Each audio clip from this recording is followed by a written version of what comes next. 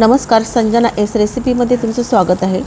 कढईमध्ये तेल टाकून मी मिरची टाकलेली आहे, बटाटे उकडून टाकलेले आहेत। आता हे सगळे आपण फ्राय करून घेणार आहे। रेसिपी लहान आहे, झटपट होणारी आहे। आपण हे ब्रेड पकोडा बनवणार आहोत। वरून मी मसाला टाकलेला आहे।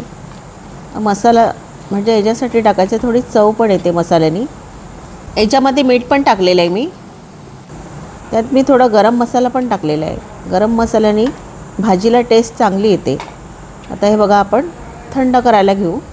मी आता एका ताटामध्ये थंड करण्यासाठी ठेवलेले आहे।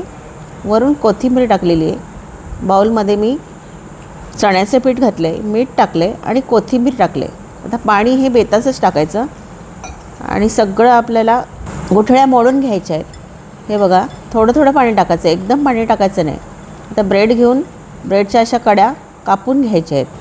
हे बघा, सगळ्या बाजूने ह्या कड्या कापून घ्यायच्या आहेत। म्हणजे काय होतं, आपल्याला पॅकिंग करताना लगेच होतं। तर याच्यामध्ये थोडं पाणी टाकायचं आणि असं दाबून घ्यायचं। असं दाबलं ना का थोडासा नरम होतो, म्हणजे बाइंडिंग करायला आपल्याला सोपं जातं। तर एका हातावर घ्यायचं। भाजी थंड झालेली आहे, असा गोळा घ्यायचा भाजीचा आणि त्याला असं लावून घ्यायची। भाजी जेवढी लागेल तेवढीच टाकायची, जास्त टाकायची नाही। आणि असं फोल्ड करायचं असं आणि सगळ्या बाजूने असं दाबून घ्यायचं। हे बघा, अशा प्रकारे दाबली ना का चांगलं तयार होते। हे बघा, हा पकोडा चांगला तयार होतो। असं थोडं दाबून घेतलं की याच्यामध्ये हा बॅटर मी तयार केलेलाच आहे।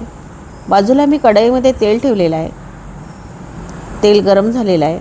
हा बघा, सगळ्या बाजूने असा गोल गोल फिरून घ्यायचा आणि जिथे लागलं नसेल तेव्हा हाताने असं काढून घ्यायचं आणि सोडायचा। तर सोडताना हा मोठा पकोडा आहे, एक एकच सोडायचा। पहिली खालची बाजू झाली ना, कारण नंतरच पलटी करायची। हे बघा, अशा प्रकारे आणि क्रिस्पी तळून घ्यायचं। हे बघा, अशी क्रिस्पी तळलं ना का त्याच्यामध्ये तेल राहत नाही। मी तुम्हाला असं बघा असं दाखवते।